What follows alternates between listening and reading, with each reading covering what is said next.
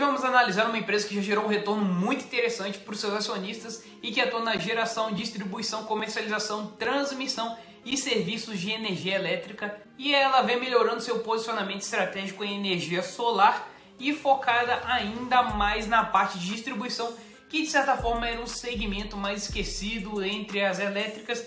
Isso mesmo, nesse vídeo vamos analisar a empresa EDP Brasil, ou se você preferir, EDP Energias do Brasil, com a finalidade de te ajudar a ver se realmente vale a pena investir nela ou não através do seu histórico de fundamentos e resultados mais atualizados. Claro, lembrando que esse vídeo não é uma recomendação de compra ou venda de ativos. E não importa de horário quando você está assistindo esse vídeo, eu sou o Denis e agora vamos analisar a EDP Brasil. Em nossa análise eu vou tratar sobre uma breve história da Energias do Brasil, dados da Bolsa de Valores, fontes de receita junto com o resultado mais atualizado, seu histórico de lucros, fluxo de caixa, endividamento, e no final do vídeo, no final da análise, ainda tem um checklist sobre a EDP junto com algumas opiniões e considerações pessoais sobre ela como um investimento, então fica até o final do vídeo. E o foco da nossa análise é exclusivamente sobre os resultados da companhia, então não vou entrar aqui no mérito macroeconômico e nem nos ruídos de curto prazo do mercado. E se você gosta desse conteúdo sobre análise de empresas e gostaria de continuar acompanhando o canal, você já pode se inscrever nele e ativar o sininho das notificações para não perder nenhuma análise de uma empresa que possivelmente você está até querendo investir e eu posso te ajudar. E a história da EDP Brasil começa em 1996, depois da aquisição da CERJ por parte da EDP Portugal. Em 97, a empresa realizou a primeira aplicação no segmento de produção de energia, depois de comprar 25% da hidrelétrica Luiz Eduardo Magalhães. E ainda nos anos 90, a empresa realizou a compra do domínio da Bandeirante Energia Participação na Evan SA, e a empresa que hoje você conhece como EDP Brasil SA foi fundada mesmo no ano de 2000, e nesse mesmo ano a companhia realizou a compra da termoelétrica Fafem em parceria com a Petrobras. Só que quando foi em 2005 ela trocou o seu nome e passou a se chamar então EDP Energias do Brasil, e nesse mesmo ano ela deu entrada na Bolsa de Valores, fazendo aquela oferta pública inicial aqui no Brasil. No ano de 2008, a companhia começou a atuar no setor de energia eólica, desenvolvendo projetos executados por meio de sua subsidiária, a EDP Renováveis. E 10 anos depois, ou seja, em 2018, foi a primeira empresa de energia elétrica do país a usar a tecnologia blockchain para mediação e registro de consumo de energia e produção comercializada. E na composição acionária atual da Energias do Brasil, 31,5% das ações estão com a EDP Internacional, 24,5% com a EDPIS, 2,6% se encontram em tesouraria e 42% restantes ficam em free floats, ou seja, em livre circulação no mercado. Agora vamos aos dados da Bolsa de Valores. Nome da empresa EDP Energias do Brasil, código de negociação ENBR3, fundação 2000, setor de atuação é o setor de utilidade pública, segmento de atuação em energia elétrica, segmento de listagem de novo mercado, nível mais alto de governança, free float de 42%, 100% de tag along e valor atual de mercado 12 bilhões. Hoje a Energias do Brasil atua em vários segmentos de energia elétrica, mas o primeiro que eu vou te falar aqui é sobre a distribuição e que também concentra a maior parte das atividades da companhia. E é exatamente na distribuição que tem aquelas instalações que levam energia para você, o usuário final, ou para mim. E nesse segmento a EDP atua no estado de São Paulo, Espírito Santo, e ela detém também 30% da empresa Celesc, que atua na distribuição de 287 municípios em Santa Catarina. A outra fonte de receita da EDP é a geração de energia, que majoritariamente é proveniente da geração de energia hidrelétrica e da geração de energia termoelétrica, mas aos poucos a EDP está focando em expandir em energia solar.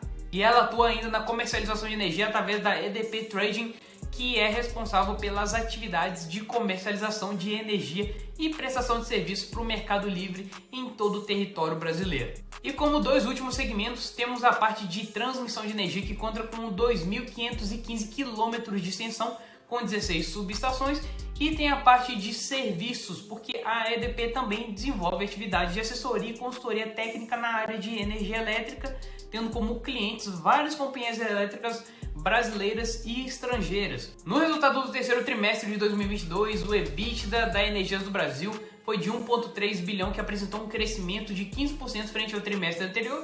E se pegar o consolidado dos últimos 9 meses, o EBITDA desse ano de 2022 já cresceu incríveis 25%. E claro, você também pode ver que o lucro não saiu muito do lugar, ficou mais flat, praticamente no mesmo nível do terceiro trimestre de 2021. Mas eis a pergunta, o que aconteceu, né, com esse lucro que não saiu do lugar, o EBITDA assim, e o que deu essa boa diferença entre o resultado atual e o último foi que o resultado financeiro líquido do terceiro trimestre de 2021 foi de 166 milhões negativo, e o desse terceiro trimestre de 2022 foi de 327 milhões negativo, ou seja, quase que dobrou. E o que fez aumentar esse resultado financeiro principalmente foi o custo da dívida, já que teve um aumento significativo em nossa taxa básica de juros.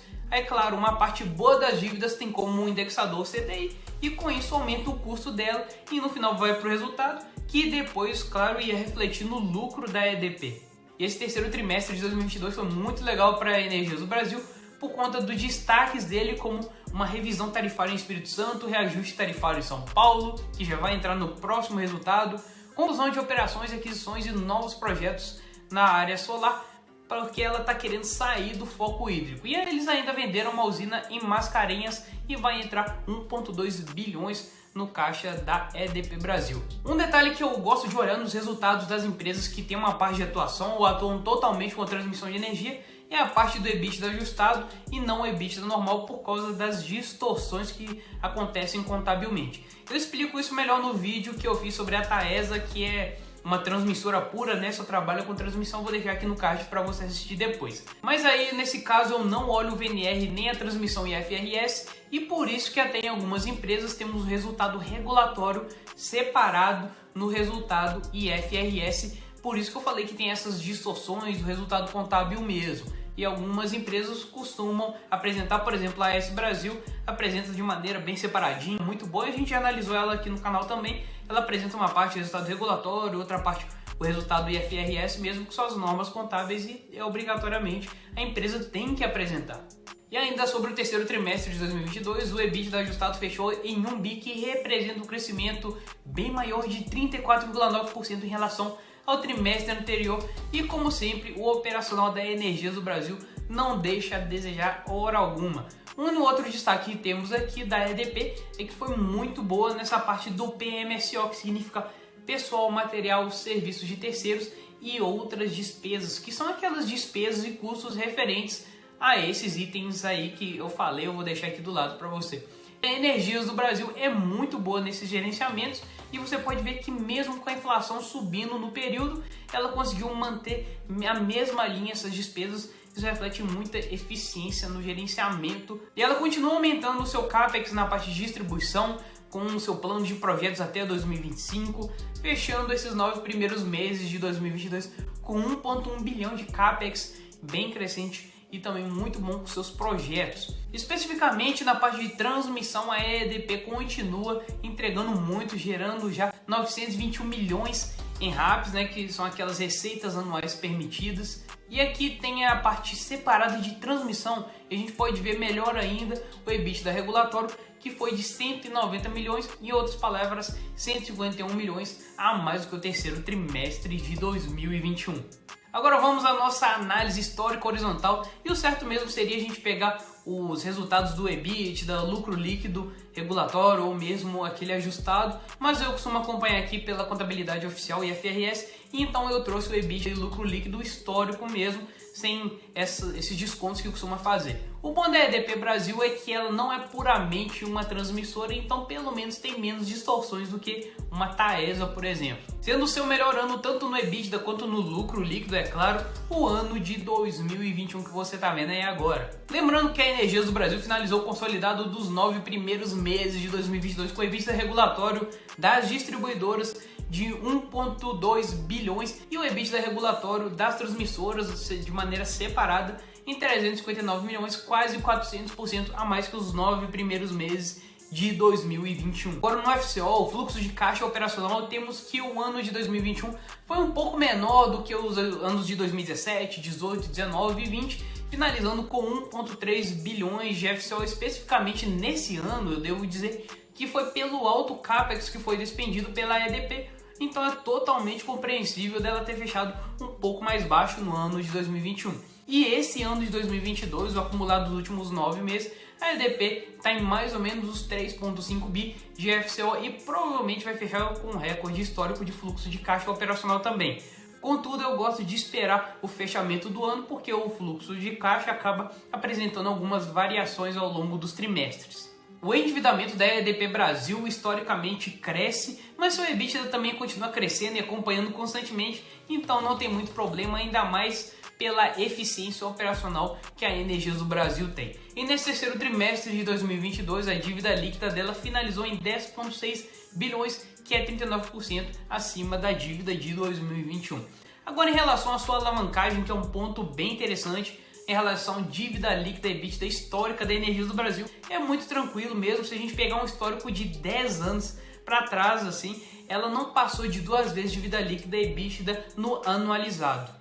Reiterando que, como a gente falou anteriormente, nesse terceiro trimestre de 2022, o resultado financeiro que vem do endividamento impactou negativamente o lucro líquido da EDP Brasil, mas nada muito alarmante, foi por causa da atual taxa de juros que subiu o custo da dívida também, refletiu na lucratividade. E ainda sobre esse trimestre, temos a relação dívida líquida e EBITDA que bateu 2,4 vezes, mas isso se deu pelos projetos em execução da empresa e a verdade é que ela não demora muito a desalavancar, ela já começa a rentabilizar com os projetos depois de concluídos. Lembrando também que a maior parte do seu endividamento atualmente vem da transmissão seguido pela distribuição e depois mais embaixo, bem mais embaixo, vem a parte de geração hídrica, termoelétrica e comercialização junto com os serviços. Um detalhe importante do seu endividamento é que a EDP vai trabalhar com uma alavancagem nesses próximos meses, ou melhor, nos próximos resultados um pouco maior, porque ela tem um projeto até 2025 e ela precisa efetivar eles, mas tudo dentro do razoável. E antes de finalizarmos e irmos para o checklist, eu deixar minha opinião sobre a EDP Brasil. Se esse vídeo está te ajudando de alguma maneira e você gosta dessas análises de empresas, já considere se inscrever no canal e ativar o sininho das notificações para não perder nenhum vídeo que eu trago aqui no canal. E o primeiro ponto que nós olhamos aqui é a governança corporativa, e a Energias do Brasil está no novo mercado, um nível mais alto de governança, tem um bom free float, 100% de tag along, remuneração dos executivos muito tranquilo. Segundo ponto aqui é a lucratividade. Ela é uma empresa com ROI alto, ótimas margens, bom crescimento de receita e lucros no longo prazo, fora que ainda distribui dividendos generosos aos seus acionistas, então nesse sentido não tem nem o que falar. Terceiro ponto aqui é a geração de caixa, ela tem uma geração de caixa forte e consistente, claro, ressalvado 2021 que foi um pouco mais baixo que os anos anteriores, mas isso aconteceu pelo alto capex do ano. Provavelmente esse ano já vai recobrar. Quarto ponto aqui é o endividamento, e nos últimos resultados ela vem apresentando crescimento nas dívidas, nível de alavancagem dela também, mas nada que saia dos planos da EDP Brasil, ou seja, ela ainda está com um nível de endividamento bem saudável. Agora, minha opinião pessoal sobre a Energias do Brasil depois dessa análise, e ela é uma empresa que tem uma visão estratégica excelente, que sempre consegue entregar o que propõe aos acionistas. O negócio é acompanhar mesmo os projetos de transição energética com foco em 2025, e pelo que podemos ver aqui, a única coisa mesmo que ela precisa dar um gás um pouco maior é na parte de geração de energia solar e trading, igual você está vendo aí. Mas de resto tá tudo excepcional com a EDP Brasil. E o que eu acho muito interessante é que enquanto a AES Brasil está focada em construir os parques eólicos e solares para focar mais ainda em energias renováveis, a EDP Brasil já está com outros projetos mais focados em distribuição. Aí pega a Engie, também está indo para outros caminhos com outros projetos, que inclusive eu vou trazer a análise dela aqui no canal. E nisso aí a gente vai continuar acompanhando o endividamento da EDP junto com o seu capex um pouco mais elevado, para ver se ele não extrapola o limite do razoável, e seguindo nossas análises em relação à evolução dos seus projetos. Mas a EDP Brasil é uma empresa que eu gosto bastante, e se eu conseguir te ajudar de alguma maneira com essas informações e você quer acompanhar outras análises, você já pode se inscrever no canal e ativar o sininho das notificações. Um grande abraço e até o nosso próximo vídeo.